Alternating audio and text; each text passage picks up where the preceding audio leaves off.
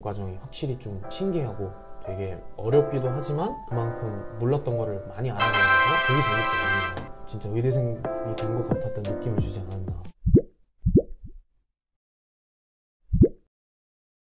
그러면 가장 힘들었던 과목은? 상대가 당연히 힘들어졌겠지만 그걸 배제하고 상대적으로 보자면 1학년 때 이제 가장 기초를 배울 때 2학기 때부터는 정말 많은 내용이 한꺼번에 들어왔거든요. 그래서 이제 그 기초가 BIOL 1040이라고 코스가 있어요. 그게 이제 좀 저한테는 한꺼번에 많이 들어오기 때문에 좀 힘들지 않았나. 그거는 이제 학교에서 고등학교에서 기초과정을 했으면 상당히 쉬워지는 부분이니까요. 그거는 다만 이제 그걸 많은 걸 한꺼번에 가르치는 거라서 그게 좀 힘들었어요. 그게 힘들었고요. 보통 그러면 의대생들 같은 경우는 네. 학업하는 것도 많고 네. 하니까 아르바이트 이런 거는 좀 어려울 거다 네. 하는데 네. 혹시 가능한가요? 많이 힘들어요. 왜냐면은 해부학 같은 거라든지 그런 거는 좀 내용이 많기 때문에 그만큼 시간을 할애해야 되고, 그래서 이제 그걸 아예 막 풀타임 잡 같은 거를 가져간다 하면은 좀 시간 관리 차질이 생길 수는 있는데, 그래서 이제 차선책으로 저는 같은 경우에는 과외를 했고요. 개인 과외를 하면은 시간은 좀 적게 드는 대신에 보수는 그래도 좀 나오니까, 그래서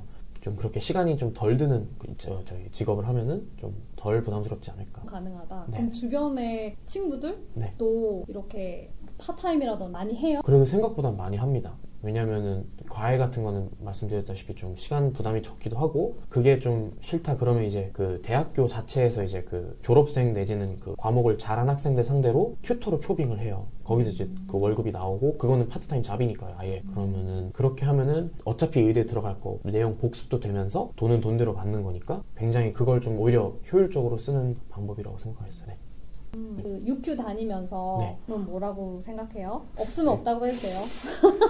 일단 건물이 이쁘고요. 이제 내기로는 이제 의대의 기준에서 보면은 어쨌든 그 배출러 과정을 선택지가 정말 많으니까요. 그래서 그 범위 내에서는 자유롭게 선택할 수 있다라는 그런 좋은 점이 많이 있는 것 같고요. 그 다음에 이제 두 번째로 좋은 게 이제 그 동아리 같은 게 되게 형성이 잘 돼 있어요. 다른 학교에서 막 우리 동아리 행사를 참여하려고 올 정도니까요. 그래서 그 동아리는 많고 그만큼 지원이 잘 돼 있고, 그리고 하나 더 좋은 거는 그에 있는 그 연구 시스템 내지는 뭐 교수님들이라든지 되게 그 유명해요. 그래서 퀸즐랜드 브레인 인스티튜트라고 퀸즐랜드에 하나밖에 없는 그 뇌과학 연구소가 UQ 안에 있어요. 그래서 연구 같은 UQ 굉장히 발전이 돼 있고 그런 정도 장점이 있지 않을까요? 시드니 의대로 네. 이유가 있나요? 제일 큰 차이는 이제 아무래도 직관적으로 보기에도 이제 그 랭킹상 의대 시드니가 좀 더 높고요, UQ보다. 또 이제 시드니는 대학교가 시드니에 있는 만큼 병원이 좀 더 많아서 그만큼 사람을 좀 더 많이 필요로 할 거니까 그나마 좀 낫지가 않나라는. 둘 다 이제 논술, 그러니까 논리를 많이 요구하는 건 똑같은데, 이제 C랑 ISS랑 다른 게 뭐냐면 그 논리 이상으로 고등학교에 배웠던 그 지식 자체를 응용을 같이 해야 되는 거니까. 그래서 이제 ISS를 준비했거나 그런 걸 비슷한 걸 준비하고 있는 사람들한테는 그 지식이 그만큼 GAMSET에도 같이 들어가지 않을까 생각을 해요. 왜냐면은 GAMSET하고 ISS 어쨌든 뭐든 간에 대부분 요구하는 조건이 논리적인 거를 많이 필요로 하더라고요. 그러니까 논술 같은 거, 논리적 사고를 많이 요구하는 그런 유형이더라고요. 그래서 이제 그런 걸 연습을 좀 많이 한다면 아무래도 좀 도움이 되지 않을까. 그래도 연습 문제 찾아보고 할 수 있는 건 다 해보고. 수학이랑 과학 이런 거는 어떻게 공부하는 게 효과적이라고 생각해요?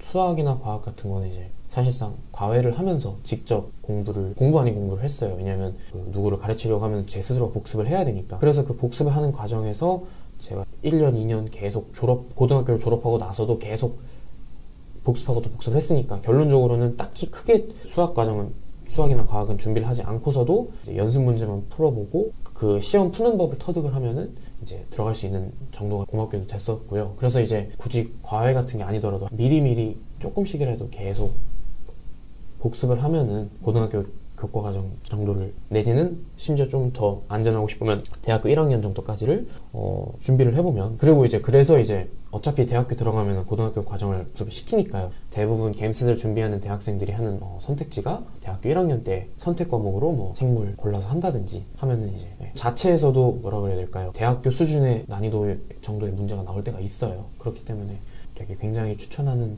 방법인 것 같아요. 여기서 중고등학교 조기 유학을 했잖아요. 네. 유학생으로서 네. 의대에 진학하기 위해서는 평소에 좀 어떤 공부를 집중적으로 하면 도움이 될까요? 간단하게 한마디로 정리를 하면은 저는 결국 엉덩이 싸움인 것 같아요. 이게 그러니까 좀 얘기가 길어질 것 같은데요. 당연히 공부는 열심히 해야 되고 그리고 더더욱 성적이 좀 나와줘야 들어갈 수 있는 과정인 걸 하고요. 저 나름대로 노력을 했고 했지만 이게 약간 대학생들 의대에 들어간 학생들 경향을 좀 보면요.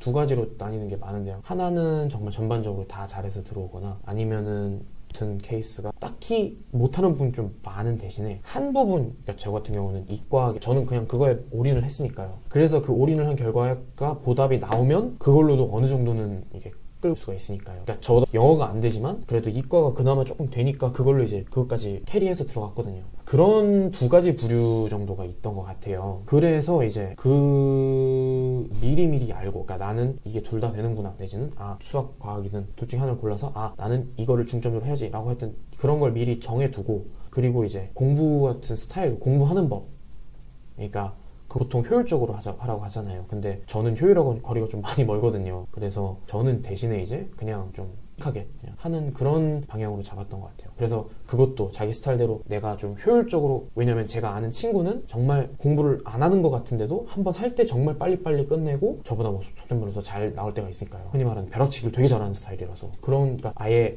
정말 열심히 하든가 아니면 시간을 좀 들여서 효율적이게 자기만의 방식을 완벽하게 공부를 하던가, 그 두 가지도 미리미리 근데 그러려면 이제 시간을 써야 되고, 그래서 엉덩이 싸움을 많이 해야 되는 거고요. 그 정도, 그러니까 그런 스타일 미리미리 알아두면은 훨씬 나중에 공부할 때 도움이 되지 않을까라는 생각을 해요. 노력을 열심히 많이 하면은 아무래도 정말 될 가능성이 많이 높아지겠죠. 그리고 이제 그러기 위해서 이제 영어를 그만큼 조기 유학생들은 많이 좀 할 수 있고, 또 그만큼 그러니까 뭐 디베이팅이라든지 아까 말씀드렸던 그런 걸 열심히 하면서, 그러니까 여기 호주에 있는 만큼 여기 있는 어드밴티지를 최대한 살려서 영어 쪽을 뭐 밖에 나가서 뭐 액티비티를 하든 뭐 친구들이랑 같이 논술을 하든 해서 자기 주변에 있는 영어라는 어드밴티지를 잘 사용하면은 상대적으로 좀 시간을 좀 더 이과 쪽에 쏟아부어도 밸런스가 맞는 게 되지 않을까 생각해요. 저는. 오늘의 인터뷰는 여기까지. 감사합니다. 잘해주셨어요. 네.